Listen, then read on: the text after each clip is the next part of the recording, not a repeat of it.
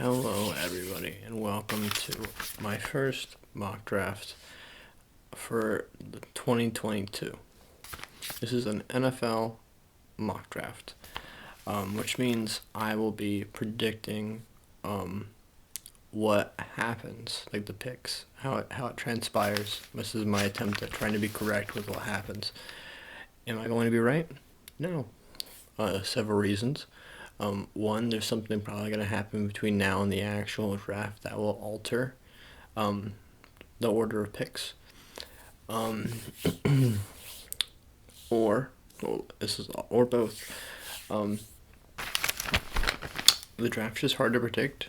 The draft is just usually very hard to predict. And moves kind of cascade off each other, or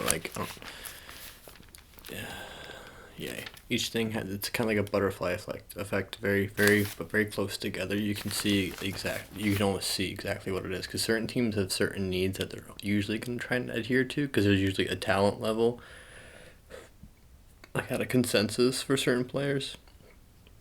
I'm getting too far into it. I'm just gonna go ahead and start it. I'm doing the first round in its entirety, the first 32 picks. This is my prediction on what will happen. This is not what I would do. This is what I think will happen. With the first pick and the list right here, but my favorite. I'm gonna be doing some hand sounds for you as well, mixed in there. I also have my rings in front of me in case I want to put those on and make different hand sounds. I also have paper here, but this is mostly just going to be me talking for ASMR in terms of that. So if you don't like the sound of my voice, I would recommend going elsewhere. But if you're in the mood to hear some guy ramble about something he knows less about than professionals, you're in the right spot.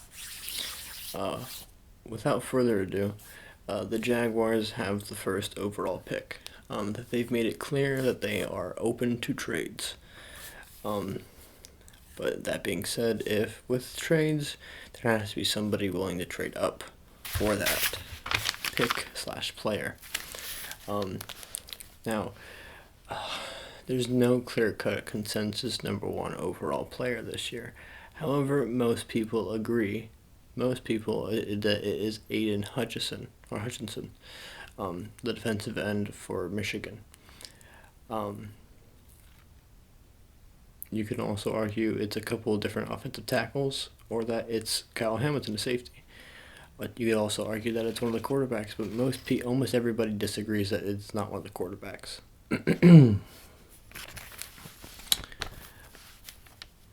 The Jaguars, I initially was going to have them going with offensive tackle Evan Neal or Ike Ekwonu, but I decided to pick to go with Aiden Hutchinson instead. I think he's the best player on the board. Like the Jaguars, they do have a needed end. They just filled up both their holes at right tackle. Now they could still go with Neal or Icky and move him into guard. I don't at that left guard, the open spot that's left from Andrew Norrell departing. Now they filled in the right guard spot with Brandon Sheriff. Now I don't know if the right guard who is there is currently still there, or if he's going to kick over to left guard. So the possibility is still there. That being said, I think the Jaguars are going to pick Hutchinson unless they have a call that suits their trade back once.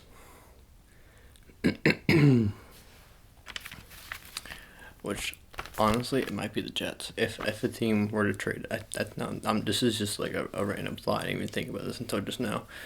The Jets could probably trade up to 1. Because they have a lot of picks.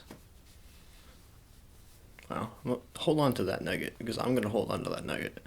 Where's my pencil? I have a pen.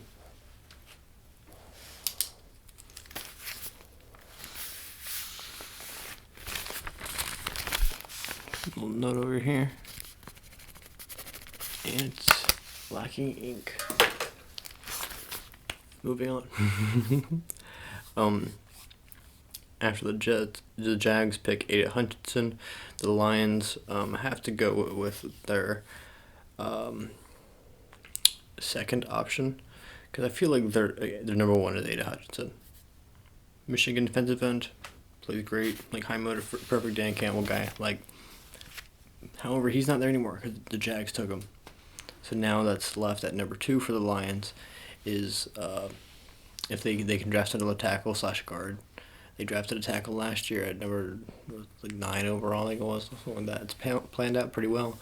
They already have a left tackle that's good, but he could kick in the guard, or they could kick this guy in the guard, or the other tackle potentially could kick in the guard.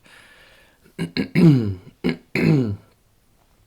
think they are trying to build physical team.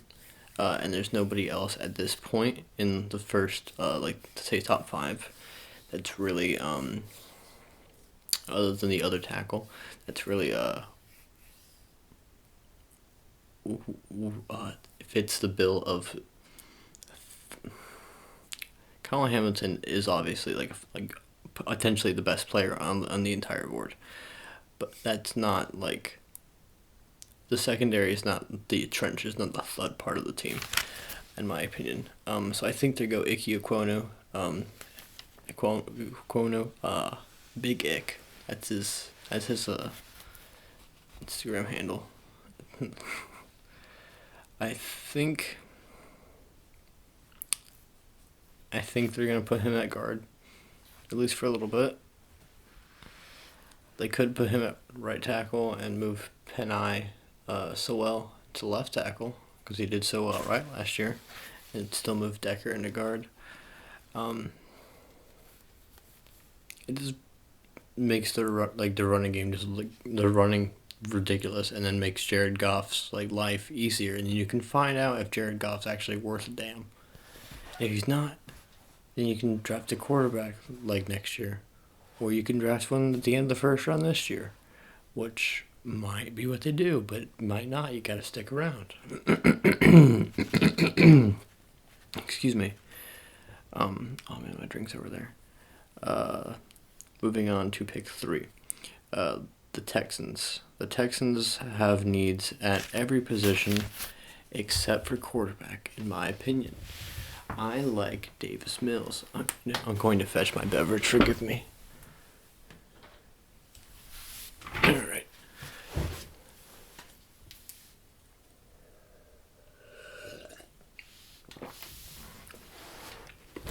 So the Texans have needs at every position, so they can theoretically just draft who they want, whatever. And they also have a bunch of draft picks.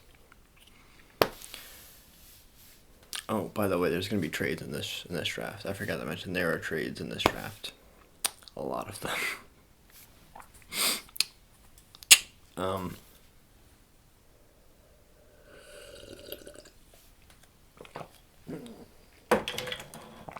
I apologize to those of you who do not like any sort of slurping sounds or anything like that, but your boy is thirsty. Moving on, as finishing the Texans pick, I have them taking the best player on the board that's left, and arguably the best player in the whole draft, Kyle Hamilton. The safety, he's phenomenal. He's everything you really want in a player, to be honest. He's real good. Nothing wrong with that pick whatsoever. Just taking the best player available there for the Texans. They have to build something. Might as well take the best player, right? It should work. And also the Texans seem to usually have a desire to have a good secondary, even if it's with a more corner dominated than it is safety dominated. But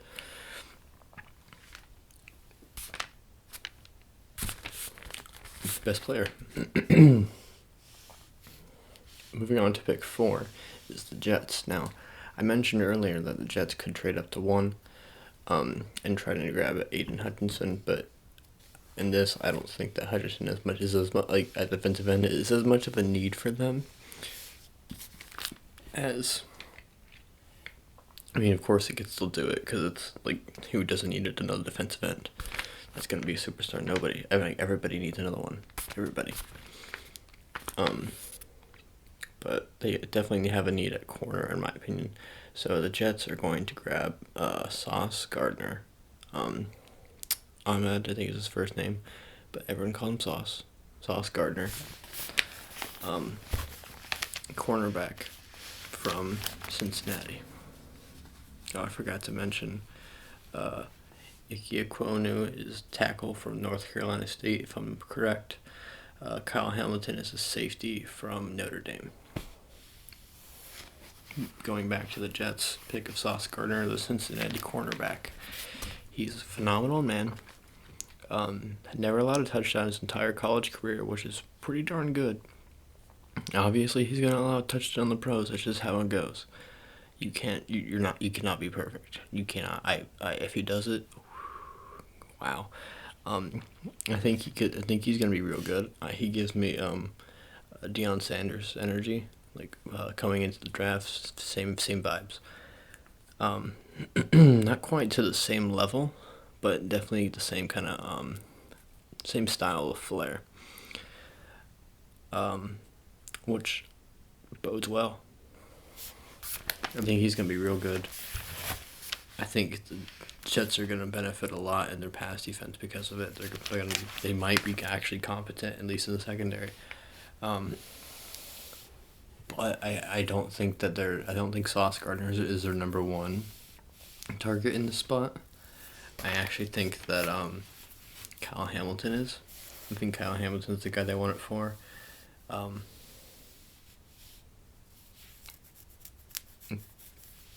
I think they're what's his name, Marcus May. I think they lost him. I'm not 100% on that. I think they lost Marcus May. He's a very good safety. I think they lost him to free agency. So they have a need of safety, and they usually have a pretty good one. So probably draft Kyle Hamilton. I mean, but last time they ended up trading the guy away, so maybe they don't do that again. But I still think they would do it, but they don't get the chance to. So they draft Sauce Gardner, a cornerback. Okay, now this next pick is where I have a hot take. I'm not doing this to have a hot take. I genuinely think that this is a possibility.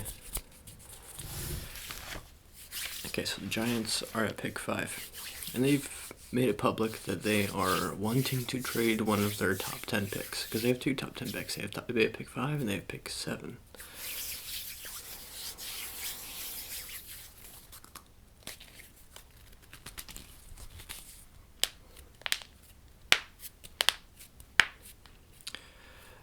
So this is the part where you can start seeing the butterfly, like really kind of in a compact spot, like take action or take place. Because the Panthers who pick at 6, have been heavily rumored and heavily connected with the number 1 quarterback, Kenny Pickett. So they pick at number 6. So it's fairly likely that Carolina Panthers are going to pick Kenny Pickett at 6. So there's things that will happen after that in terms of the quarterbacks and also other positions. But not just that, that'll happen. That'll also change some things above it. And this is, for instance, one of those cases. A team who likes Kenny Pickett, enough, could potentially trade up to pick 5 with the Giants to snag a quarterback before Carolina can take them. And this could be a number of teams. This could be the Seahawks. This could be the Seahawks.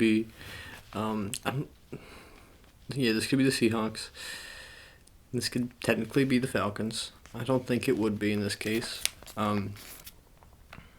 It could be the Panthers to try and prevent a team from doing this. There's another one back here. Hold on, there's another one back here. It could be the Saints, and it could also be the Steelers. Now I don't think it's any of those teams. I think it's a dark horse candidate. I'm not firm on it, but I'm pretty sturdy. Like I'm pretty sturdy on it. Enough to put this in my mock draft and be kind of and yeah, I'm sturdy in it. The Vikings, because when you think about trading back, you gotta have the ammo and you gotta like and be not asking to trade back too much. And you can kind of be asking to trade back too much in this case because the Giants already still have a top 10 pick at number 7. It's not the end of the world if they only have one top 10 pick and then still a pick in the first. They'd have to get compensation back for that, of course, so the team would have to have ammo, which leads me into kind of this middle ground where the Vikings are at pick 12. I think if they plan to move on from Kirk either during this year or in the offseason next year, kind of seeing what's happened with this past NFL offseason, what they've gotten back for, what teams have gotten back for quarterbacks, and hoping to kind of do the same. I don't think his contract is exactly set up to where they can't do that. I know it's set up with, like, I think he got some sort of extension, but, like, not a severely long one. So I think he's basically tied to this team for this year, or at least for the start of this year. I don't think they like, well, at least this is a new regime. The old regime liked Kirk, like, long term. It's a new regime. We don't know. We know nothing. So they might not like Kirk, or at least they might not feel like 100% confident in Kirk. So I feel like the Vikings, I feel like they also have a decent bit of ammo, not like a whole lot, but they have enough. So they could trade up to the Giants, and also they can always just trade their first next year, but I don't think it would take that much. They could probably trade their second next year, and then like maybe a second or third from this year, to move up 7 spots. That's doable. So I have the Vikings trading up to pick 5 to select Pitt quarterback, right? I think it's Pitt quarterback. Kenny Pickett.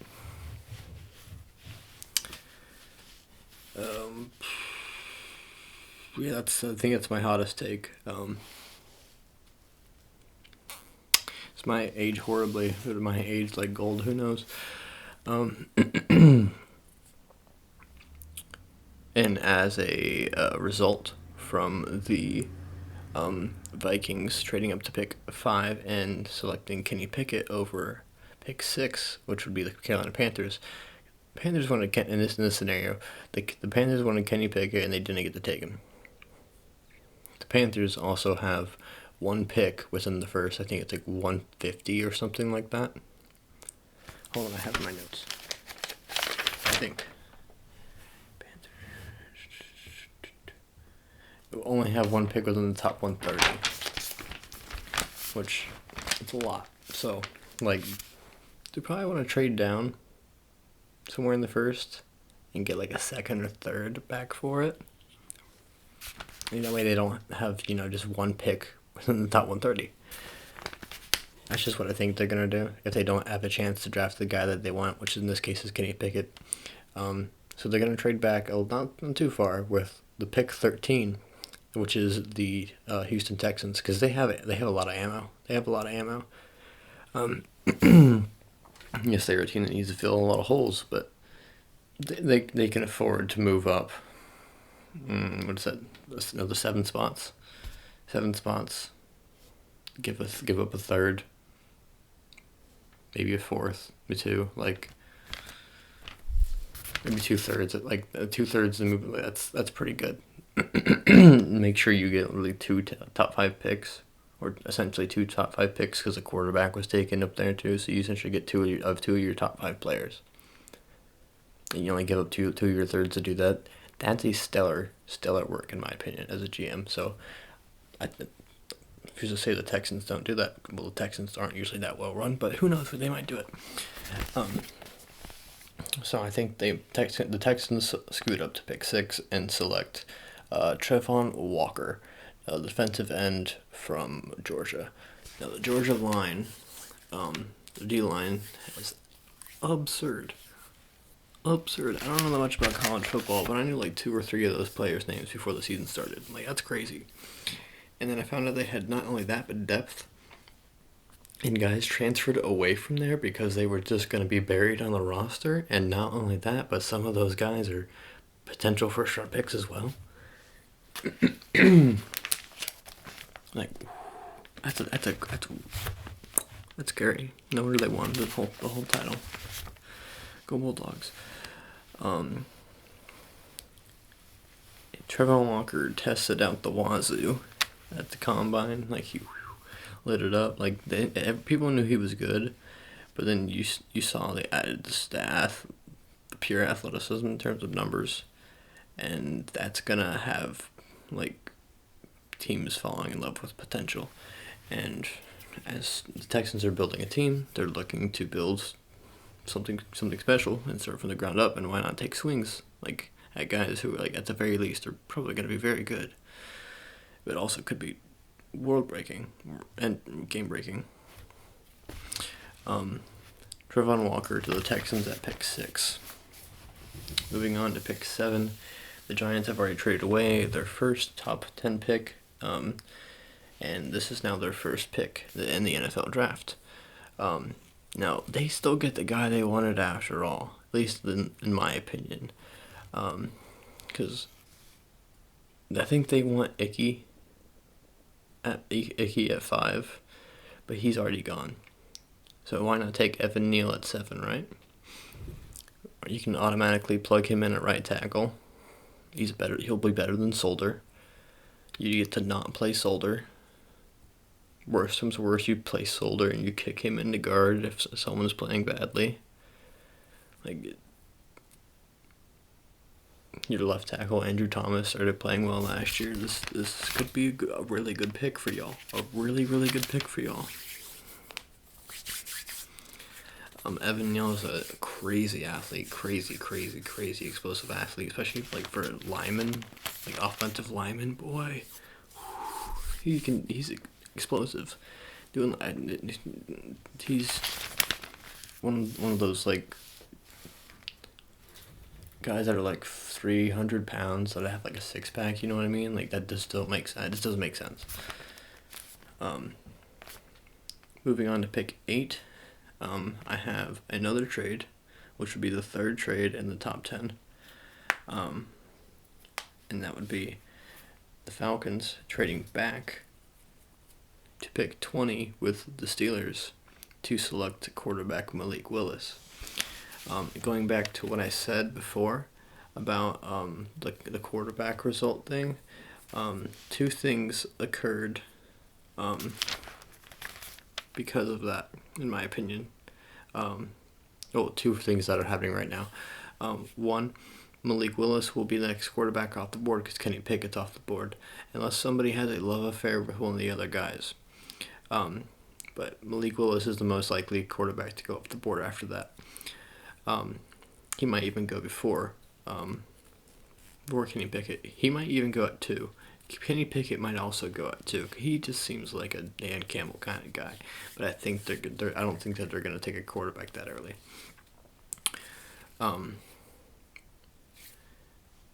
The Seahawks are at 9. The Seahawks at the current time do not have a quarterback other than Drew Lock. They might play Drew Lock.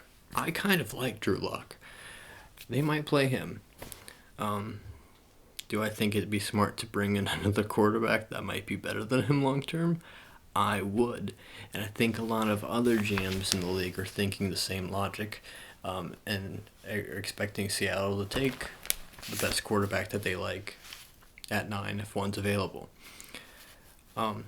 People also could be expecting Atlanta to do the same thing at 8. People could be expecting Atlanta to do the same thing. So the Steelers could try to trade up to pick 5, to pick 7, or even pick 5, but trade up to pick 7 with the Giants, who have made it clear they want to trade one of their picks. But at this point, the Giants have already traded one of their picks, so they didn't get to go up that far. So instead, they're calling the Falcons about it. The Falcons, in this case, are rebuilding. They know that now. I'd like to make it clear. I'm in this pain together with them, with y'all. Yeah,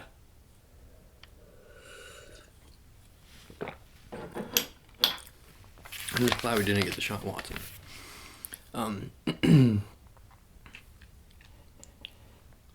The Falcons know they have to build a team now. Sure, they have a decent bit of picks in this draft. Not bad, especially in like the first like 3 or 4 rounds. It's not bad. But unless they might really like Willis, and they might take him themselves. But it's also possible that they get an offer from a team that likes Willis enough to go grab him in front of where he'll probably land, where his probable floor is, at Seattle at 9. Seattle might trade up to the Giants at 7 to go make sure that Atlanta themselves doesn't draft Willis at 8. It's all like expecting one thing and trying to nab one thing and do the other. So it's very possible that could happen. But the Seahawks don't have. Well, actually, they do now. I forgot. I was gonna say they don't have a lot of draft picks, and then I remember that they got a bunch back for the Russell Wilson trade. So I take it back. They do have a bunch of draft picks, so they could do that. They could very well do that. I think the Giants would be more agreeable to trade back 2 spots instead of trading back, say, 13 spots, which would be the case for the Steelers. So the Seahawks could do that. The Seahawks could theoretically jump the Falcons / Steelers in this scenario and grab the guy. But I'm in this scenario in my mock draft. That's not what happens. Malik Willis falls to 8. Falcons don't like him enough to pick him at 8, or at least they like the return for the Steelers more than Malik Willis. And Malik Willis gets drafted by the Steelers at pick 8. Moving on to pick 9, the Seahawks just watched the quarterback they wanted to go off the board, or at least that's what I'm thinking. I might be wrong, but this is what I'm saying in my scenario. The Seahawks select the best lineman available as Charles Cross. The best tackle available. They needed the best center. Is arguably the best tackle. The best offensive lineman left. But the best tackle left, and that's Charles Cross, who's going to be very good. He's going to be very good as well.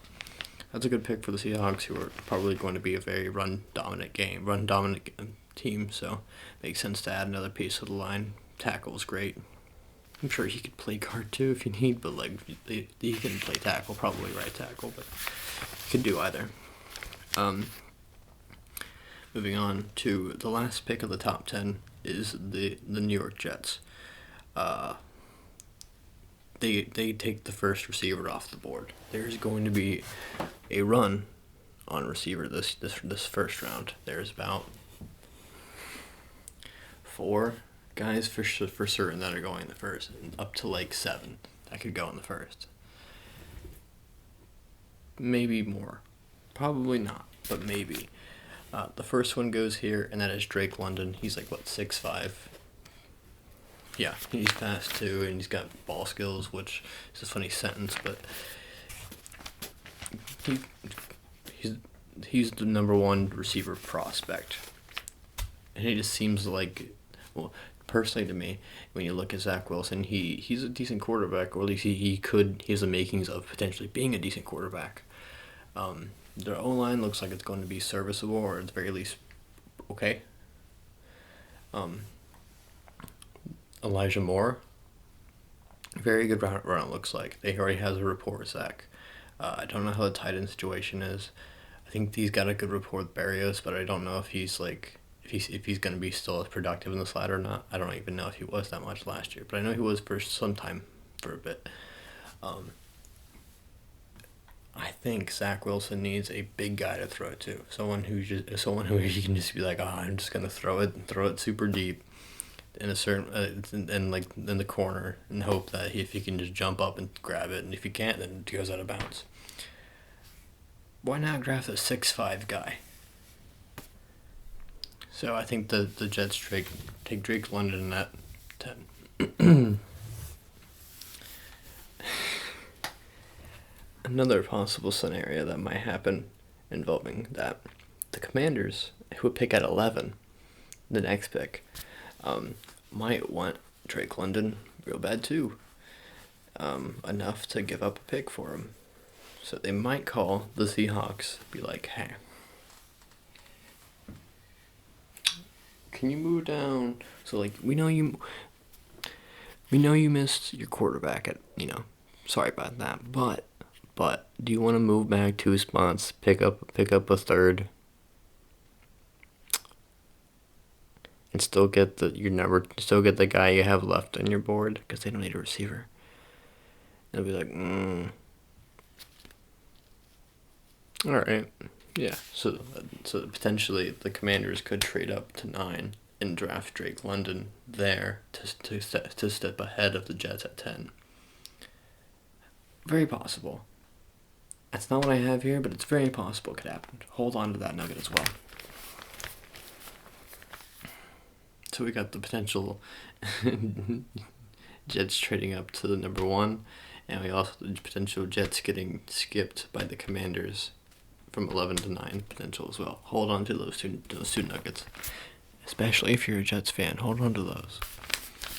I need to speed up. Holy hell, this is 30 minutes in. The Commanders select Garrett Wilson, very good receiver. Ohio State receiver, very good. Like, their other receivers, Terry McLaurin, he's also Ohio State. He's dynamite. So, you know what? Yeah. The number 1 need also seems to be receiver, aside from quarterback. Moving on to pick 12. This is now the Giants' pick because it was the Vikings, but the Vikings traded up to select Kenny Pickett at 5. So this is now the Giants' pick. The Giants they're probably the guy they would have taken at 7 if they didn't like Evan Neal that was left. Long way of saying Kayvon Thibodeau, defensive end, Oregon, to the Commanders.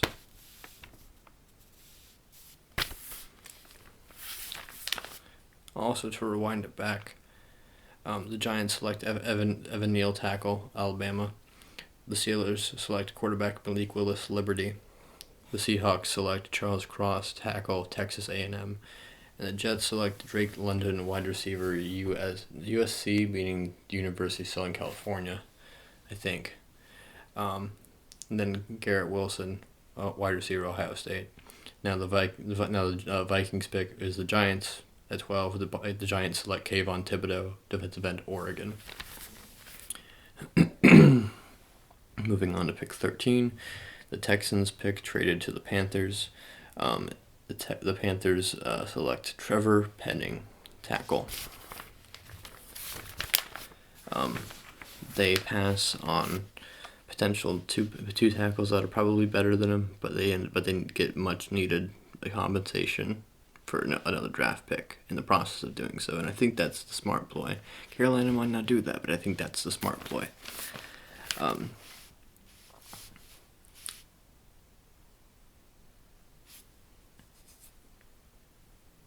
Trevor Penning at 13 to Carolina. I think it's a pretty solid pick.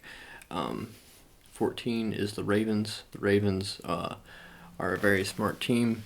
They could trade back in the first, they normally do, but I think they're going to be pretty darn smart in this scenario, in which case I think that they know that there is a incoming run on interior O-line coming, because there's already been a run on tackles. There's already been 4 tackles off the board. They select the best interior offensive lineman at pick 14. That's Tyler Linderbaum, center. Like, dude's fucking good. Like, there's no other way to put it. Well, there's several other ways to put it, but I'm not going to put it in that way because we got to move fast. Moving on to the next pick is the Eagles at pick 15. We have another trade. Now, this could be the Packers, but I think it's going to be the Chiefs because they have more firepower in terms of ammo to trade with, because they have 14, I think, draft picks this year. Might be 12, but I think it's 14. Might be 12. The Chiefs just traded away their number 1 receiver. Arguably the number 1 receiver in the league. He's paid like the number 1. He is paid as the number 1 receiver in the league. He's the fastest receiver in the league. That's something you can say with confidence. Tyreek Hill. He's gone. They need to replace that. Right? They just signed Marquez Valdez-Scantling. He's fast as hell, so that might be like their ploy there. So they also have Mecole Hardman, but like they need that that spark. They have Juju Smith-Schuster, who's a reliable possession receiver. He's good. He's gonna be real good, but he's not that spark of dynamite that Tyreek Hill is. Spark 2 dynamite.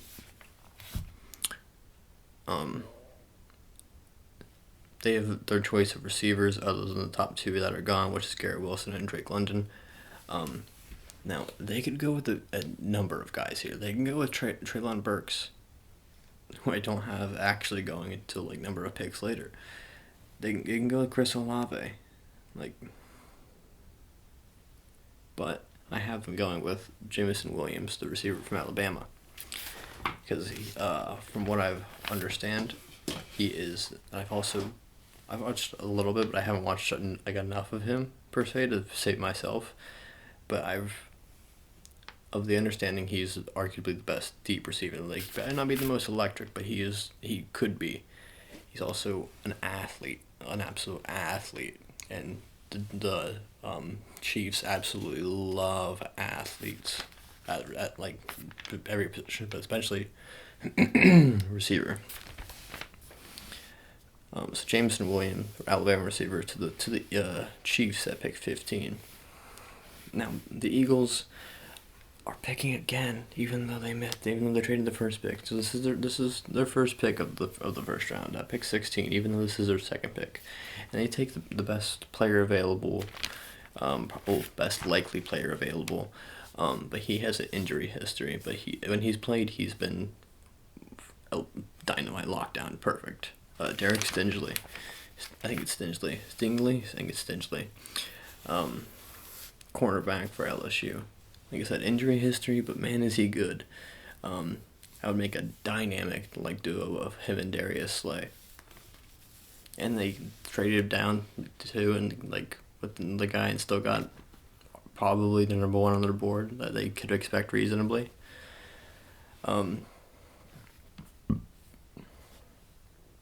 Moving on to pick 17 is the Chargers, who could use another pick or two. They don't really need them, but they could use one. You know what I mean? But they happen to be in a good spot. They happen to be in a spot where the top three receivers just went off the board. And a team that's probably going to take a receiver is right after them, in the Saints. So if a team really wants a receiver like, say, Chris Olave, because he's still on the board, a team's going to go up and get them. A team like the Chiefs. Now, who's in a similar position to the Chiefs?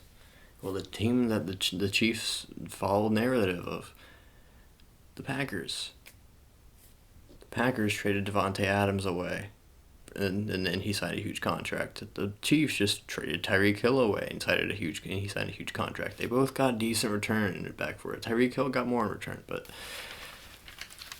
they both got decent return. I think the first round and second round, then the Tyreek Hill trade got a few more picks from that, like another second round and stuff like that. So they won that one per se, but they're in basically the same situation.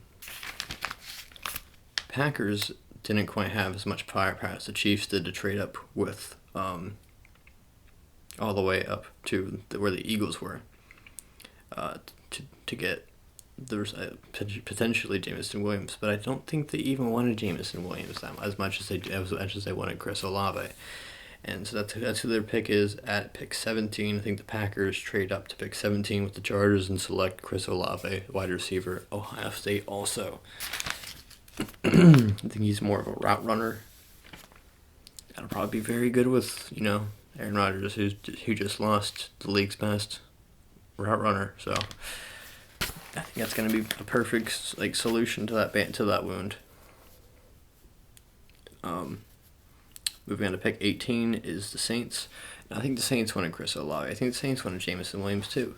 They both are gone. They're probably pissed.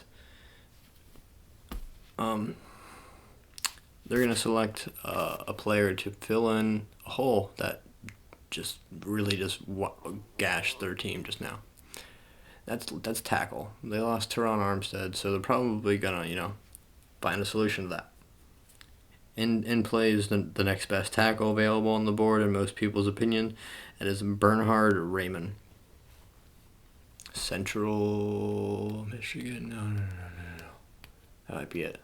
No, something like that. Yeah, something like that. That might be what team he is. What college he's from. That was the Saints pick at pick 18. Moving on to pick 19. Well, also the Saints are known to kind of pick like lesser known school, like linemen in the workout, at least tackles. So Toronto Hempstead was, at least if I remember correctly. I might be wrong though. Eagles at pick 19. This is their second first-round pick. This is originally going to be their third first-round pick, but they traded back with their first one, so this is their second first-round pick. And they got Derek Stingley with their first-round pick, with their first-round pick, so they got a corner. Secondary guy they got. Now what do? They grabbed the best defensive lineman that's available, and that's George Karlaftis. Great at setting the edge. Great at bringing power to the line and to the pass rush. And he's not necessarily super finessey with his pass rush, but he is extremely athletic, so he can definitely learn those traits. I love Karlaftis as a player. He's a defensive end from Purdue. Going to the Eagles at 19. The Eagles always have a good defensive line. They always invest into it too. They usually are really good at bringing power to the line, so he fits the mold. And this is already a phenomenal draft for the Eagles, grabbing arguably the best corner and not arguably the best defensive lineman, but like one of the best defensive linemen, definitely. I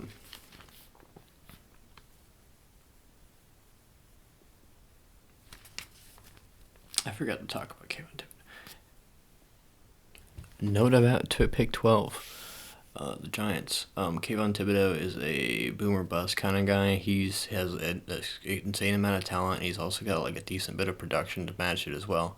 But his personality and also his Senior Bowl performance does not necessarily scream NFL like workhorse player. You know what I mean? He might be phenomenal. He has the opportunity to be phenomenal. But based on something, he doesn't seem to have his priority being NFL like player as much as he does NFL like orders per. Some people might be reading too far into it. I might be reading too far into it. I personally wouldn't take him in the top 10. At least I hope my team doesn't as well. But picking up pick 12, that's not bad. That's not bad, honestly. So I think the Giants made a good play there as well. Might be a bad play still. It might be a bust, but like I think pick 12 is reasonable for that. Going back to pick 19, George Karlaftis, the Eagles defensive end. Moving on to pick 20. It was the Steelers pick, but now it's the Falcons.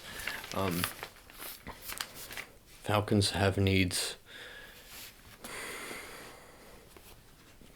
Tackle, guard, quarterback, receiver, safety, linebacker, defensive tackle, but defensive end / outside linebacker. It's in no particular order. So they can go a lot of directions here. They're trying to take probably just like the best player that's left on the board, which could be Jordan Davis, a defensive tackle. It could be time to move on from Grady soon, which as a Falcons fan that would break my heart, and I don't want to see the Matt Ryan treatment happen to him, because that was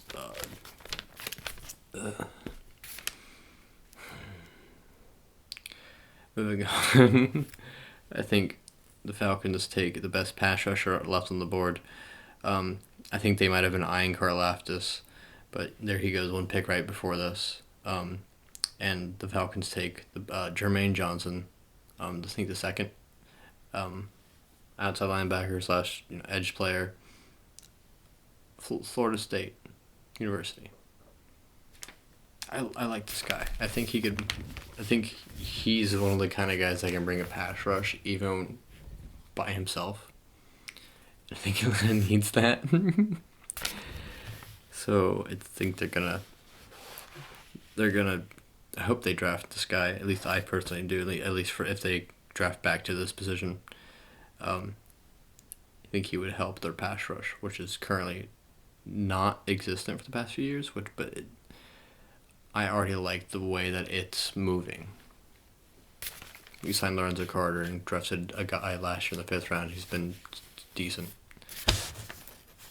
Moving on to pick 21. It's the Patriots. But it's not. It's another trade. Who are they trading? Who are the Patriots trading with? Oh, but of course they're trading with the Buccaneers. They're trading to Tom Brady. And they're trading to help Tom Brady. I mean, they already traded away, like, what? Marcus, was it Cannon or something like that? They traded away, to Bucks for a 5th round or something like that. They're already helping them.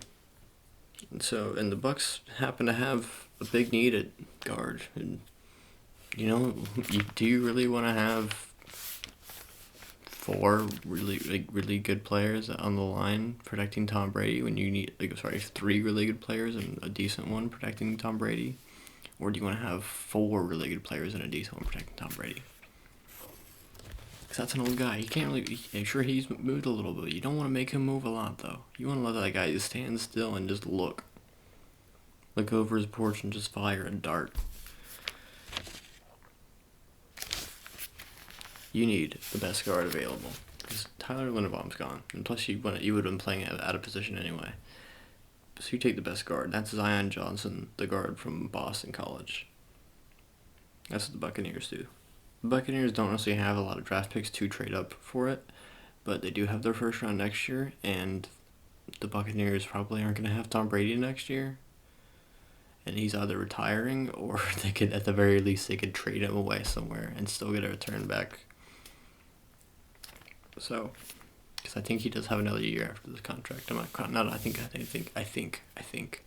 But, like, you'd think that if a guy retires and then he comes back, he's gonna retire after the next year, right?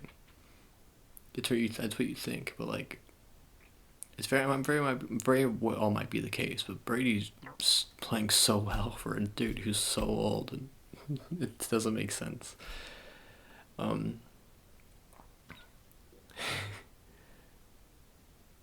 So he might play another 2 years. You never know. And you need to protect that just in case he does. So you take the best guard, and that would be Zion Johnson, Boston College guard. Moving on to pick 22, it was the Packers, but it's the Chargers. Chargers moved back 5 spots to allow the Packers to select the best receiver on the board, which is Chris Olave. And the Chargers select arguably the best player on the board for the past 10 picks, maybe. Depends how you view needs, because the pick is Jordan Davis, but defensive tackle, uber athletic, huge. He should not be able to move like that and be that large of a man. He doesn't necessarily have a pass rush skill set yet, but he can do the run. And did the Chargers allow a lot of the run last year, and they're trying to go all in, it might seem. So if they can grab spend a 1st round pick and literally solve that issue, because they have other solutions otherwise on the team, and then also moving back in the process of just solving that one issue, they can just put picks in other places that might just help things. Jordan Davis at pick 2022 for the Chargers, very good. Very good. Very, very, very good if that happens. He could be Aaron Donald. Not in the same way Aaron Donald is Aaron Donald. He's nothing in the same style at all. He's like a dominant. He'll be like a dominant force. Aaron Donald, like a bigger force. Aaron Donald is a dominant force, but he's more like a precise kind of guy.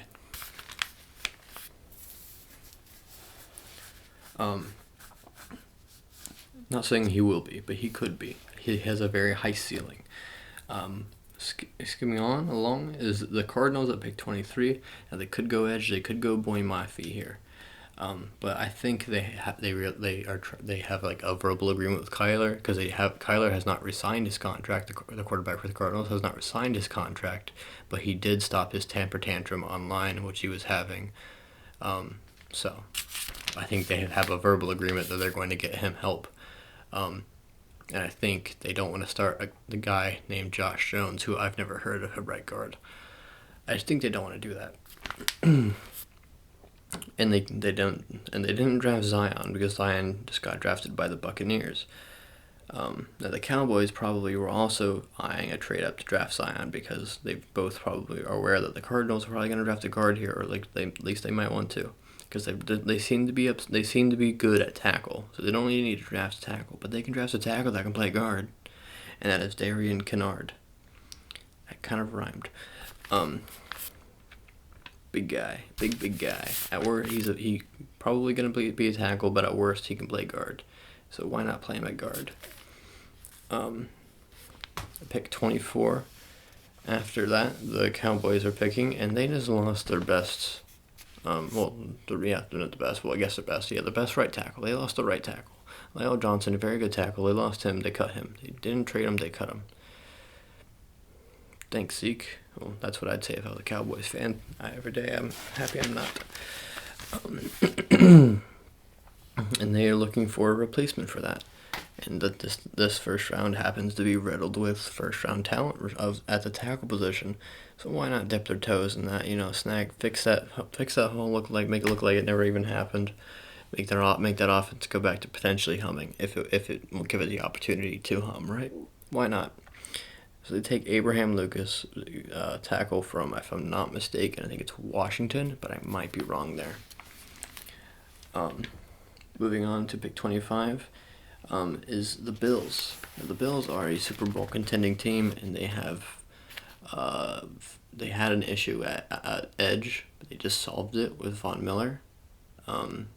They don't have any other issues on their the front line or even their safeties. I don't think they have any issues in the linebacking department either, but they could stand at a corner. Their secondary was still very good last year, but it would have been so much better with their superstar cornerback Tre'Davious White, who was out for the year.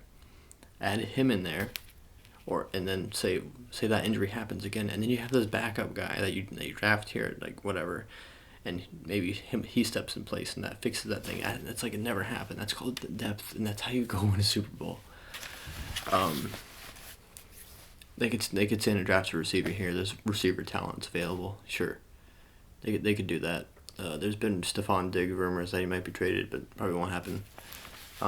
If he does get traded, this is probably definitely a receiver, but I don't think he will be. They could stand to add tackle. They could stand to add guard. But if I'm the Bills and I realize that I'm this close to competing for a Super Bowl, to being in the Super Bowl, I'm drafting the best player available. And the best player available at this point is Trent McDuffie, cornerback. And I think it's Washington as well, if I'm not mistaken. Might be wrong. Short guy. He's little. That's why he's this far back. And this is still a slip even then. He could be a top 10 player, and it's overall, he's so good. He's so good. His only weakness is his height. But he's so good. He might end up being Brett Grimes. So that's a great pick for the Bills. The Bills could also, instead of picking the short guy who's going to be phenomenal coverage, they could pick the guy who's going to be better in run support, that's going to be Andrew Booth, the cornerback from Clemson. And he's going to go pick 26 overall to the Titans, who are picking next. So the Titans pick Andrew Booth at 26. Moving on to pick 27 was the Buccaneers. But it's now the Patriots, because the Patriots traded back with them. And the Patriots probably get the guy they wanted all along, and because that was available at least. They probably wanted Jordan Davis, but they probably got a decent bit of the looks from the Patriots. So they draft position of need anyway. Nakobe Dean, middle linebacker. Nakobe Dean's a very smart guy. He plays the game a way that I think Bill Belichick is like probably salivating to get his hands on, because he probably thinks Bill has probably seen this guy and he's like, I can speak through this middle linebacker will be my mouthpiece. Nakobe Dean is fast, smart, physical, like everything you want. Everything. Another Georgia player. Oh, and he just won a Super Bowl. And he just won the title last year. Like that's, of course, Bill Belichick is like, give him to me. I have the Patriots taking Nakobe Dean, the Georgia middle linebacker, at pick 27. Moving on to pick 28, I have the Packers actually trading back here. They've already got the player they wanted. They realize they have some holes in their team. They are already in, but they are about to go through the multiple layers of cap hell. Somehow they're still fielding a team, but they're gonna have to make some issues soon. They've already had to make some amendments and players and whatnot, and they've lost their number one receiver and stuff like that. So it makes it easier, but they're gonna have to kind of find some solutions to the draft. So why not get some more picks in the process? But to do that, you have to have a team that's willing to trade up. Well, why would a team trade up to the back end of the first? Historically, the thing that happens the most, from what I can recall, is teams wanting a quarterback in the back end of the first. Who would want a quarterback in the back end of the first? Well, the Lions might. The Lions have a pick at 32 already, so they might just be waiting. Now, a few of the teams could. In my opinion, I think the Falcons trade up to pick 28. I think the Falcons pick quarterback Desmond Ridder from Cincinnati here at pick 28. He just screams like the Arthur Smith mold. As soon as Matt Ryan was gone, we signed Mariota, and Mariota is exactly what Arthur Smith likes, at least what it seems like he likes, which is semi-mobile, moderately mobile, that can understand the game. Doesn't have to have a cannon, but just has to be able to read a defense. Desmond Ridder has those qualities, and he's super fast.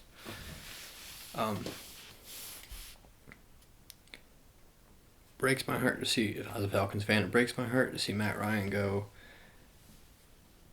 Like, it really did, genuinely, just tore me to shreds. But I'd like to see Ridder given a shot in Atlanta. I like Willis as well, but I'd like to see Ridder given based on where Atlanta could potentially grab him, and I don't think Ridder falls to 43, because I feel like a decent bit of teams potentially like him, and I think one of those teams is the Lions. So I think the Lions are kind of planning on taking him at 32. So I think Atlanta is aware of that and has to leapfrog a team to make that. So I think Atlanta picks pick 28 and takes Desmond Ridder. And then moving after that is pick 29, which was the Chiefs' pick, and is now the Eagles' pick. It is Devin Lloyd, the second middle linebacker taken, the second in 2 picks, so it's a moderate run. If this is the case, then the Eagles will have drafted a player in the secondary, the cornerback, arguably the best. The defensive end, Karlaftis, arguably the best. Probably not, but he's definitely top 5. And then Devin Lloyd, arguably the best linebacker. That's a win. Sure, it's only on defense, but that's a win. That's a win right there. That's a win. That's a phenomenal draft. I don't care if you didn't help your offense. You helped your offense by building a great defense. That's what you did. I hope they do that. I don't, to be honest, because I don't love the Eagles, but if I'm an Eagles fan, I want them to do that.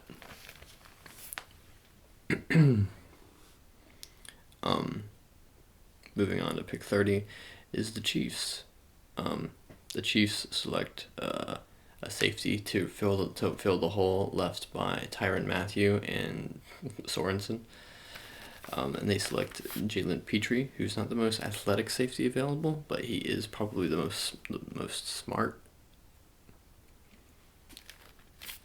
and they seem to want safety. They seem to like that. He's got also a good bit of athleticism. He's not like lacking in that category, but he's very cerebral. I think he's Baylor. If I'm not mistaken, it's Baylor. He also played slot corner and could play. That's what he could scoot down and play up. That's kind of what Tyrann Mathieu did. So he makes sense for that team. And then we have another safety, so it's a modern safety run, and the Bengals selecting Lewis Sign, super fast safety from Georgia, who I think missed he did something crazy good. He didn't miss tackles, and he's super fast. It's a great combination to have in a safety. And that was pick 31. The Bengals taking Lewis Sign. Pick 32. Now the Lions have this pick, and they also have pick 34. So it's very possible that the Lions could trade out of this pick. The Lions could trade out. The Lions could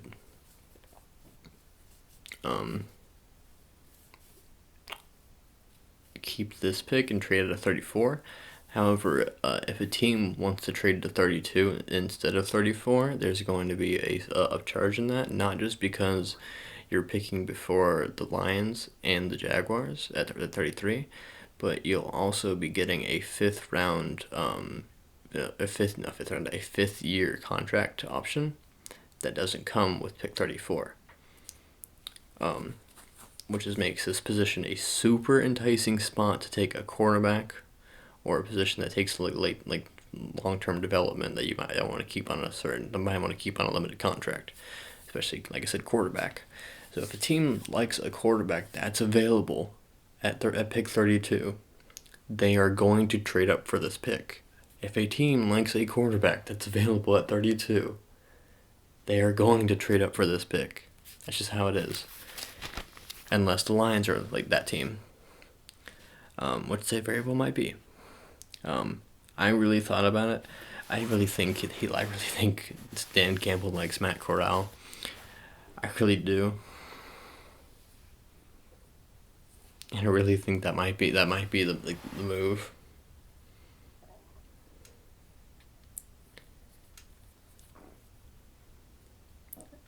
But after debating on it for a good few minutes, I thought about how they might try to game plan like pick 33 as well, because that's between their two picks.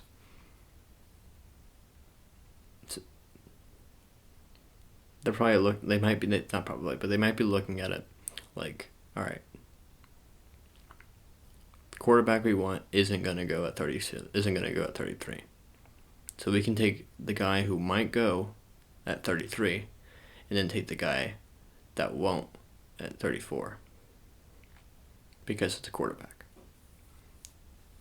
Or another position, like say linebacker, because I have the Lions taking Chad Moma, Wyoming linebacker at 34, but I'm not doing the second round, but you get to have that little tidbit of knowledge. So I have the Lions actually and trying to anticipate the Jaguars pick at 33 or potential pick, and they are taking Treylon Burks at pick 32, the wide receiver from Arkansas. 6'3" and arguably one of the fastest, or arguably the fastest receiver in the whole draft. So he's got production too. He's good. He's gonna be good. I almost had the Chiefs trading up to take him instead of Jameson Williams because they might take him too. Him at 32 is a great pick.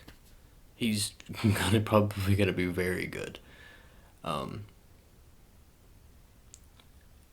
And why not put a fifth year on that? You get to keep that at a cheaper cost too, and you get to make sure you get it. And you can also take the quarterback you like at 34 or the linebacker you really like at 34, whichever one seems like more of a knee biter to Dan Campbell. If you're somehow still at this point in the video, I love you. I hope you enjoyed my first mock draft. I hope that all these picks are right, all these trades are right, I'm 100% correct. All my little nuggets aren't going to come true, but some of them might.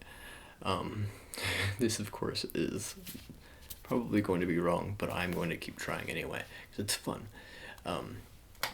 And hey, wouldn't it be crazy if I got it right one day? or somebody even got it right one day. Anybody. Feel free to leave comments on notes and whatnot and things, and you know, be civil. I have another video coming out soon related to this, but it's not exactly like this, but it is related to this, so keep your eye out for it. This is my first mock draft. There will likely be more, especially if there are a bit more interactions, like more trades through the thing and whatnot. I hope you enjoyed. I hope your team gets who you wanted, as long as it doesn't interfere with who my team gets. I did this whole draft without any sort of bias. Like if I wanted to really do bias, which keep in mind, I almost did use not necessarily bias with this pick, but I almost had this pick happen anyway. But if I was truly using bias, I would have definitely written down with the Saints at pick 18 taking Matt Corral, because I don't like Matt Corral as a quarterback. I'll be real with you, but he just seems like a saint to me in terms of players.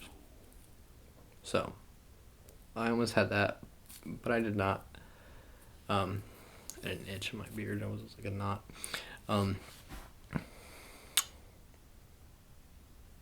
Thank you for being here. Good night. Sweet dreams.